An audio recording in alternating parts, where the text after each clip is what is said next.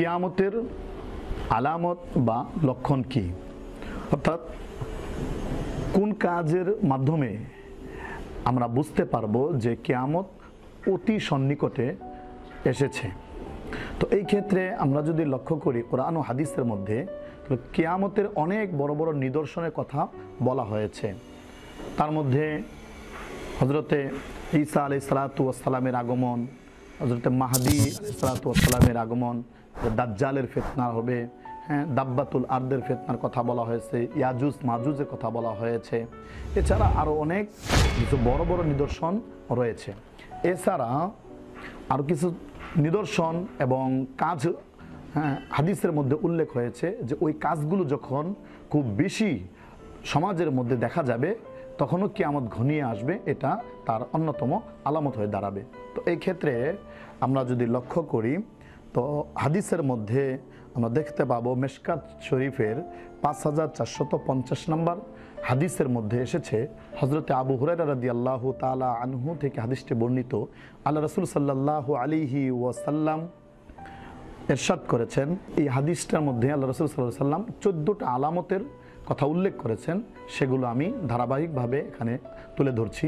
তো 1 নম্বর আল্লাহ রাসূল সাল্লাল্লাহু আলাইহি ওয়াসাল্লাম বলেছেন যে যখন গনিমতের মালকে ব্যক্তিগত সম্পদ মনে করা হবে। 2 নম্বর, আমানতকে গনিমতের মাল মনে করা হবে, অর্থাৎ কারো কাছ থেকে কোনো জিনিসকে আমানত রাখলে সেটাকে সে গনিমত মনে করে খেয়ে ফেলবে, আমানত রক্ষা করবে না। 3 নম্বর, জাকাতকে যখন জরিমানা ধারণা করা হবে, জাকাত যে একটি আল্লাহ পাকের প্রদত্ত বিধান, এটা না মনে করে মানুষ নিজের উপর এটাকে জুলুম মনে করবে, এটা জরিমানা মনে করবে। 4 নম্বর, আল্লাহ রাসূল সাল্লাল্লাহু আলাইহি ওয়াসাল্লাম বলেছেন যে যখন দিন ব্যতীত অন্য উদ্দেশ্যে এলেম তথা জ্ঞান হাসিল করা হবে।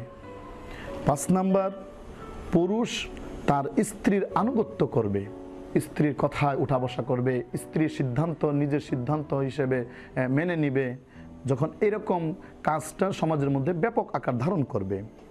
6 নম্বর, মায়ের নাফরমানি যখন বেড়ে যাবে, সন্তানরা তাদের মায়ের নাফরমানি করবে, মাকে যত্ন করবে না, মায়ের দেখাশোনা করবে না। 7 নম্বর, বন্ধুকে কাছে টানবে এবং পিতাকে দূরে সরিয়ে দেওয়া হবে, পিতার দেখাশোনা করবে না, পিতাকে যে পরিমাণের মহব্বত এবং সম্মান করা দরকার সেগুলো না করে নিজেদের বন্ধু বান্ধব এদেরকে কাছে টানবে, এদের সাথেই সময় ব্যয় করবে এবং এদের সাথে আড্ডা দিবে, নিজের আত্মীয় তথা মা বাবার প্রতি লক্ষ্য রাখা হবে না। 8 নম্বর, মসজিদ সমূহে যখন শোরগোল করা হবে, মসজিদ অনেক সুন্দর সুন্দর দেখা যাবে কিন্তু মসজিদের মধ্যে একাগ্রতার সাথে নামাজের সংখ্যা কমে যাবে, মসজিদের মধ্যে দুনিয়াবি কথাবার্তা চালু হয়ে যাবে। আল্লাহ রাসূল সাল্লাল্লাহু আলাইহি ওয়াসাল্লাম বলেন যে যখন মসজিদ সমূহে শোরগোল করা হবে। 9 নম্বর, ফাসিক ব্যক্তি যখন গোত্রের সর্দার হবে। 10 নম্বর, জাতির নিকৃষ্টতম ব্যক্তি তাদের নেতা হবে, তথা সমাজের মধ্যে যারা ভালো মানুষ রয়েছে এবং উত্তম আদর্শ উত্তম চরিত্র যাদের রয়েছে এদেরকে অমূল্যায়ন করা হবে, এবং যারা নিকৃষ্টতম তারা যখন সমাজের নেতৃত্ব দেওয়া শুরু করে দিবে।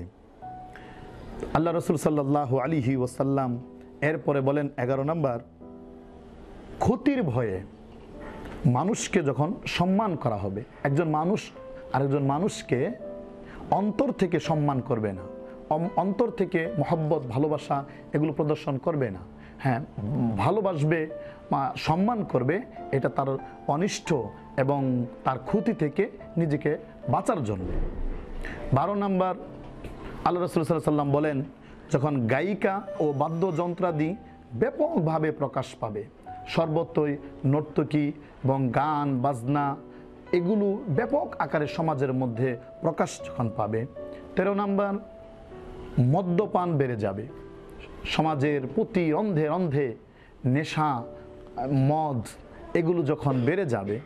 14 নম্বর, যখন এই উম্মতের পরবর্তী লোকেরা পূর্ববর্তী লোকদের অভিসম্পদ করবে, তথা পূর্বের লোকদেরকে গালমন্দ করা হবে, তারা কিছু বুঝতো না, তারা সঠিক পথে ছিল না, এভাবে নিজেদেরকে উৎকৃষ্ট মনে করা হবে। আগের যুগের মানুষদেরকে যখন নিকৃষ্ট ভাবা হবে, তো আল্লাহ রাসূল সাল্লাল্লাহু আলাইহি ওয়াসাল্লাম বলেন, সমাজের মধ্যে এই 14টি কাজ যখন ব্যাপক আকারে বেড়ে যাবে, তো সেই সময় তোমরা অপেক্ষা করো রক্তিম বর্ণের ঝড়ের।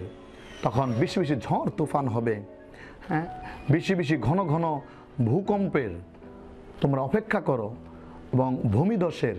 দেখা যাবে কিছুদিন পর পর অমুক জায়গায় ভূমিকম্প হচ্ছে, ভূমিধস হচ্ছে। তারপরে রূপ বিকৃতির, মানুষের চেহারা বিকৃতি হবে, সন্তান বিকৃতি হবে, এরপরে শিলাবৃষ্টি হবে, পাথরের বৃষ্টি হবে, এবং সুতা ছিঁড়া দানার ন্যায় একটির পর একটির এরকম নিদর্শন এবং মুসিবত সমাজের মধ্যে আসতেই থাকবে। আল্লাহ রসুল সাল্লাল্লাহু আলাইহি সাল্লাম বলেন যে তখন তোমরা কিয়ামতের অপেক্ষা করো, কিয়ামত আর বেশি দেরি নেই, কিয়ামত অতি সন্নিকটে। সুতরাং আমরা বুঝতে পারলাম এই সমস্ত কাজগুলো কিয়ামতের অন্যতম নিদর্শন। কাজে আমরা আল্লাহ তাআলার কাছে দোয়া করি, আল্লাহ তাআলা যেন আমাদেরকে এই সমস্ত ফিতনা এবং ফাসাদ থেকে হেফাজত করুন, এবং সর্বদা যতদিন আমাদেরকে আল্লাহ পাক পৃথিবীতে রাখেন সঠিক পথে থেকে আমল করে দুনিয়া থেকে বিদায় হবার তৌফিক দান করেন। আমিন।